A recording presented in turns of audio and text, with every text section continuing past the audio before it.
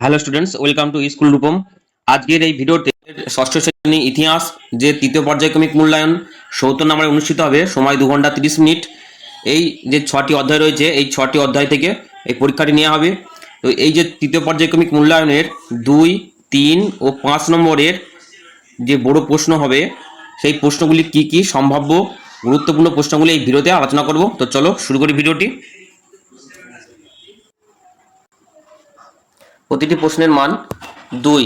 1 নম্বরে ইন্তু কি, 2 নম্বরে রতিম কাদের বলে, 3 নম্বর সভা ও সমিতি কি, নম্বর নব্য ধর্ম বলতে কি বোঝায়, 5 নম্বর হর্ষচরিত গ্রন্থটি কার লেখা, তিনি কোন শাসকের সভাকবি ছিলেন, 6 নম্বর বিহার ও মহাবিহারগুলির দুটি পার্থক্য লেখো, 7 নম্বর ধর্মচক্র প্রবর্তন ঘটনা কি, 8 নম্বর আর্য সত্য কি, 9 নম্বর স্ত্রীধন কি,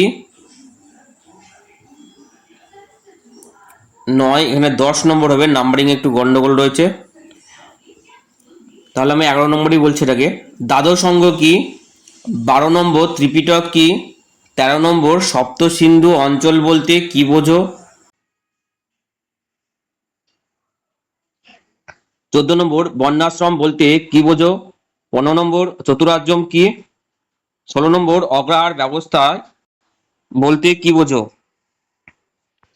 17 নম্বর জবনিকা কি, 18 নম্বর রেশমপথ কি, 19 নম্বর দ্বিতীয় পুলকেশীর সভাপতির নাম কি, তার লেখা প্রশস্তি কি। তো এই ছিল তোমাদের 19টি 2 নম্বরের প্রশ্ন।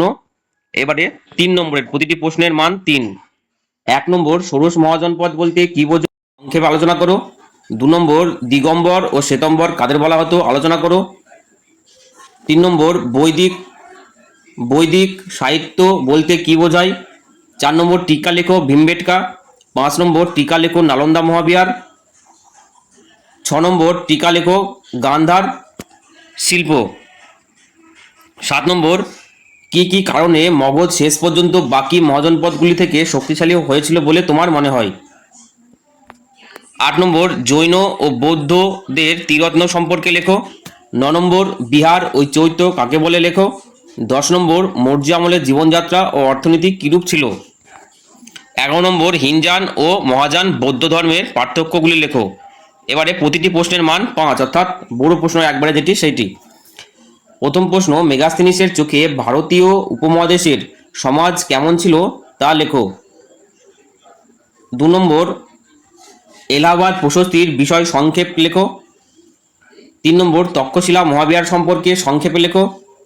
4 নম্বর মৌর্য যুগের অর্থনীতি কেমন ছিল।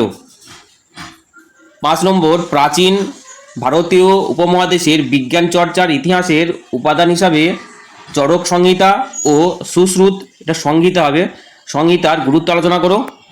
6 নম্বর মৌর্য শাসন ব্যবস্থার পরিচয় দাও। 7 নম্বর অশোকের ধর্ম সম্পর্কে যা জানো লেখো। 8 নম্বর ফাসিয়ানের লেখা ভারতীয় উপমহাদেশের সমাজ সম্পর্কে কি জানা যায়।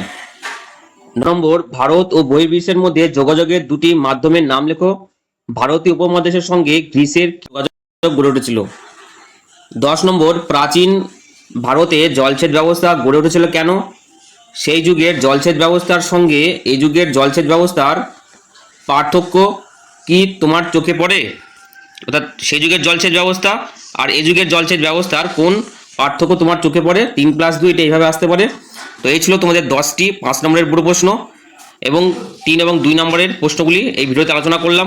পরবর্তী ভিডিওতে তোমাদের যে ছোট প্রশ্ন MCQ আকারের সেরা 50টি প্রশ্ন আলোচনা করব। তো আজকের মতো ভিডিওটি এখানে শেষ করছি, ধন্যবাদ।